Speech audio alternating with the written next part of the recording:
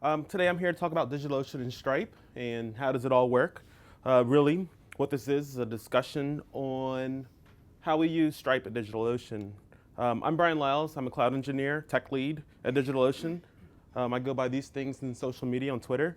But what I really do is I'm the engineer in charge of billing, mailing, internal stuff, and actually going out to speak at conferences.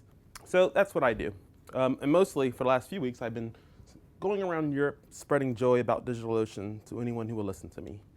So whenever I submitted, someone said, come speak about DigitalOcean and Stripe, I submitted this, and it says, when your product requires you to invoice customers once a month at the same time, and it's an easy problem to solve, we've all solved that. When your product is the cloud, the challenge level is raised. And I'm going to talk about why it's so hard for us to do billing and a little bit about how Stripe makes it easier for us to do.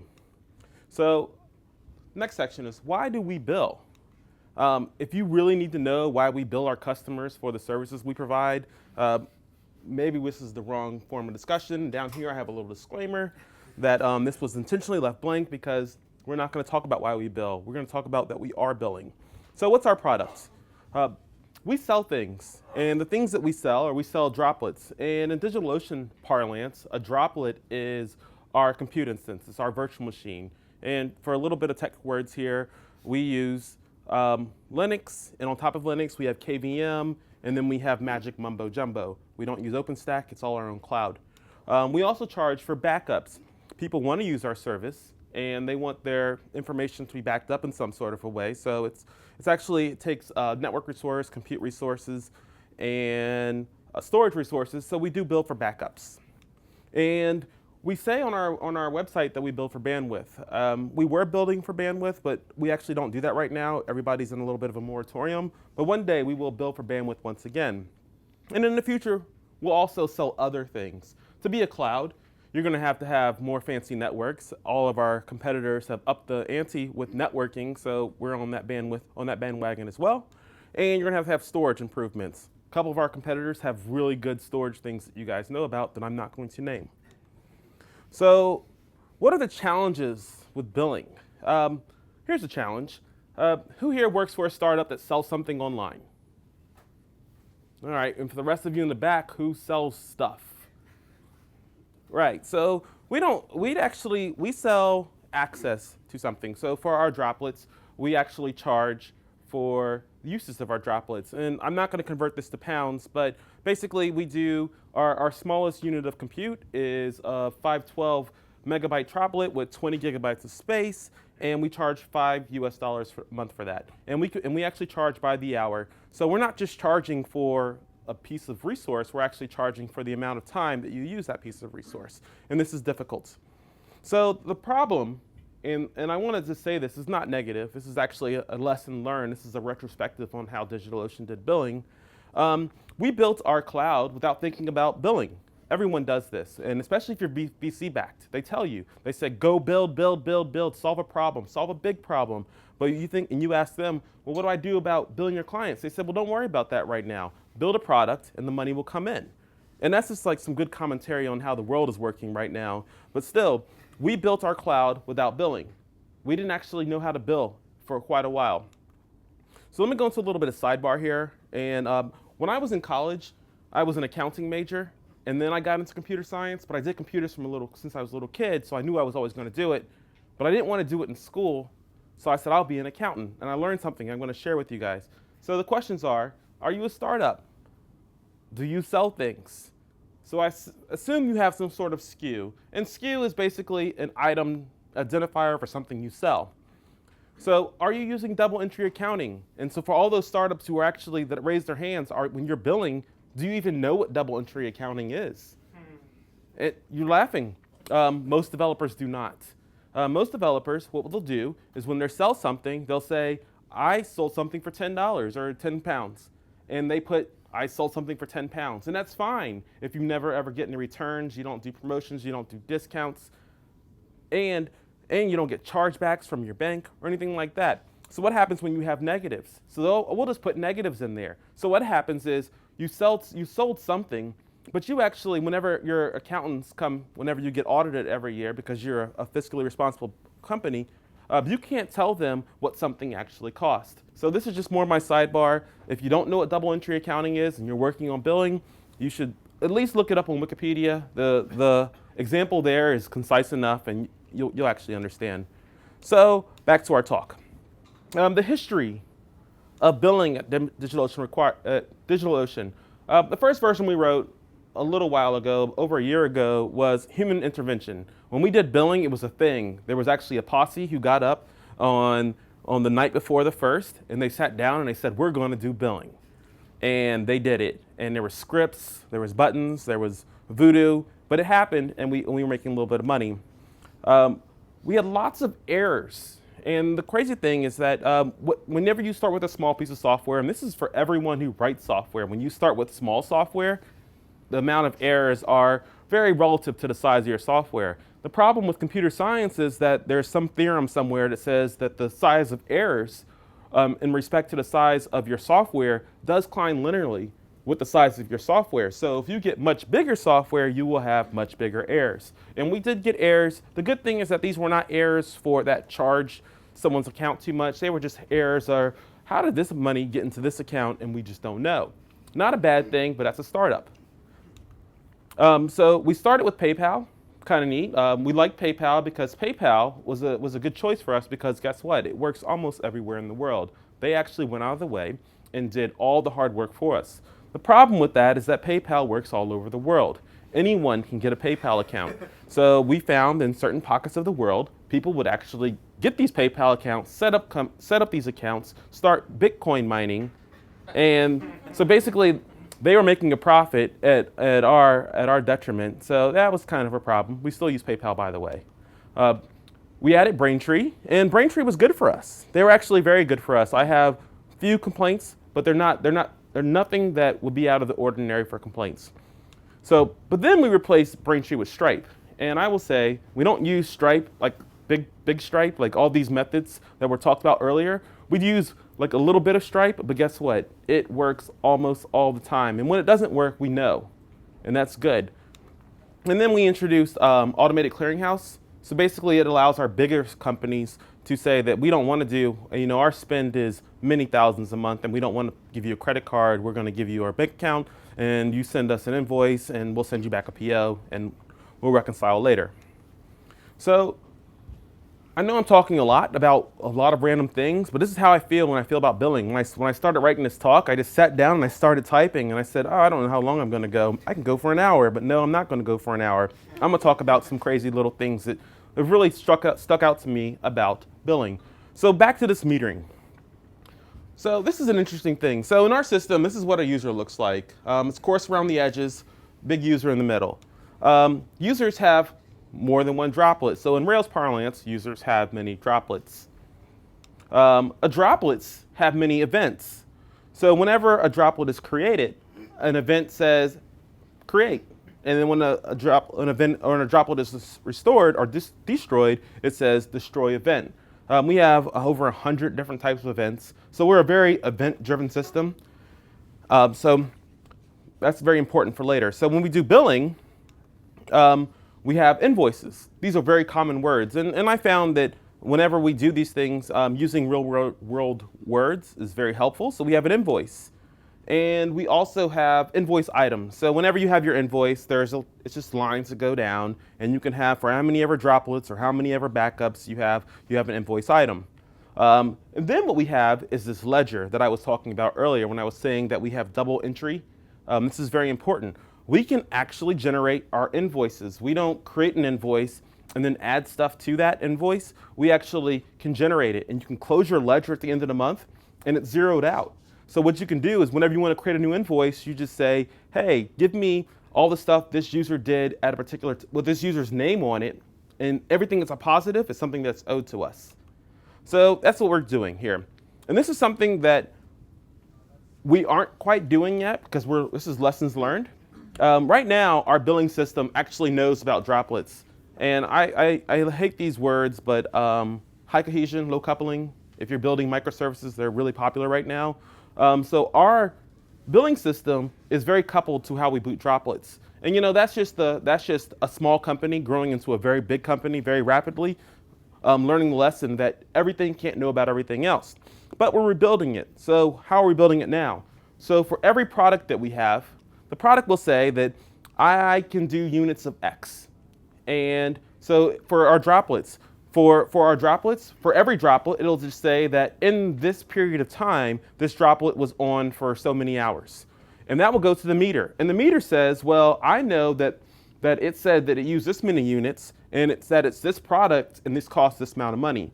And then because of that is we can just throw that into the ledger. So we're talking about building huge object-oriented systems that will actually, where everything only has access to the things it needs. We can test everything individually, and we still have a good ledger. And really what the goal is to be able to say, as me, see, I knew I was going to be standing on this side. How much is outstanding for user X?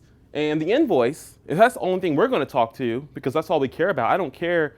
I'm generally, as a normal business user, I only care what someone owes us. There are financial planners and our business guys and our data guys who care about the other things. But all I care is that they owe me 100 cents, and that's all we're going to bill. So this is my obligatory. This is probably 30% of the Stripe code that we use. And actually, this is very good to show you guys this. Whenever they asked me to do this talk, they said, show our integration with Stripe. And I'm like, I don't think there's that much. As a matter of fact, the other 70% of the lines are error handling. This is the important thing about Stripe. This is all the ceremony. And it's good that we saw Ruby earlier because I'm showing you this in Ruby. This is it. This is no ceremony. We do, I'm not going to say the amount of money, but it's a lot every month with these lines. And we are doing only US dollars right now. I'm not in charge of other currencies, but we're a US company, so c'est la vie, I guess. I don't know. But I do think as we move into our next few data centers, we're actually going to be thinking about, now that we have Stripe and it is easy to bill in other currencies, we might have an option, and I'm not promising anything, we might have an option to change that to a GBP or EUR, which would be pretty nice for the rest of the world. So here's the favorite part of the talk. I let another one of my colleagues see this slide earlier, and he said, Bryan, that's kind of scathing. But here's the deal. Mistakes were made. We are good engineers, but we did not make all the right choices at the time because we didn't either have enough information or we were stressed or something happened. So mistakes were made. So right now, we still require a human, but instead of hours, it's only a few minutes now. And that's good. Soon, in the next couple of months, it's going to be none. Billing should be a thing that we run, and it just happens and nothing worries about it. We still have high coupling, low cohesion. Like I was talking about earlier, we're pulling out billing, knowing about every single product. This will allow us to build, when we introduce a new product, we can just say that it just spits out these units, and our metering service can figure out exactly how much it costs. And just to show you something, you guys might not have caught this in my Ruby code earlier, but you know, this is if you're a Rubyist, you know something's going on here. And when you see all these dots, and these are all and this is code. This is real world code right here. This is actually running right now. We have 1, 2, 3, 4. If you're a purist and you're into like law of Demeter or Demeter, depending on how you pronounce it, we're definitely violating something here, but we know about it. And it's not a daemon, it's not hidden. We know that we can fix this because this is a bad code smell that payment profile, we have to know about all the things that it contains inside of it. So here's an interesting thing. We love Ruby at DigitalOcean. We like Ruby. Problem with Ruby, and this is just more of a hint to anyone who loves Ruby and wants to do really, really big things with Ruby, Ruby has a global interpreter lock, which means if you're running the standard version of Ruby, whether it's 2.1 or 2.2 now, you can do one thing pretty much at a time unless you do some crazy event hacks. You just can't do more than one thing. So the problems is if you have a system that does a large amount of billing, when you're billing many, many, many thousands, and I'm talking 6 digits here, 6 digits plus customers, and every account and every worker that does billing has access to a database or Redis cluster, that's a big deal. So just think about that. And I'm not going to say what happened, but I will say that we learned this lesson pretty much too. You can scale out forever with Ruby, but your network services might actually have a limit on file descriptors. So what's next? More automation. Like I said, we want this to be automated 100%. And the reason why is this is a core part of our business. We are no longer a startup in my eyes because we are geared on revenue and not just on production. So we need to think about this like a real product. Our cloud is 4 nines going on 5 nines of uptime. We want to make sure that our billing system is up all the time. We want to do better fraud detection. And the cool thing is that because Stripe is getting into better fraud protection, we can get into better fraud protection. We want to be able to reason about billing. Like when I was talking about earlier, when we had our services, and then we had the metering system, and then we had billing in itself. We can reason about those three things by themselves. I don't want to have to look in the billing code to see how we're actually charging for droplets. The billing code is for billing, not for figuring out how something should be billed. And like I was saying, products should know they have a cost. And so DigitalOcean and Stripe. We want to do identity verification. We're super excited about this. This is a big thing as we leave the United States and we go into other parts of the world.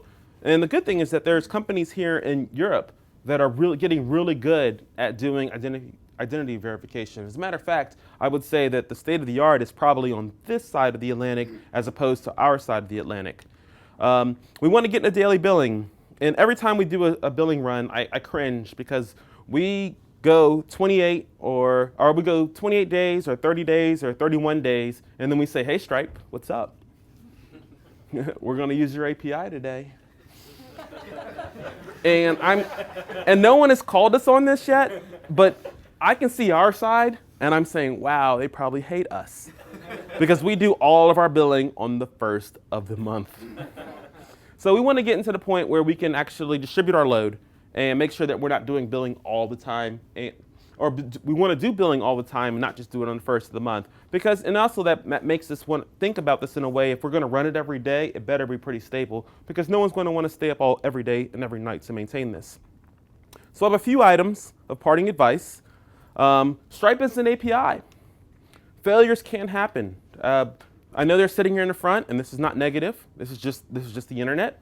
You will hit Stripe, and it's going to send you a 502 some percentage of the time. It's going to be a very small, way less than 1%, but it's going to happen. You have to account for that. Anytime you're using money, you better double account for that.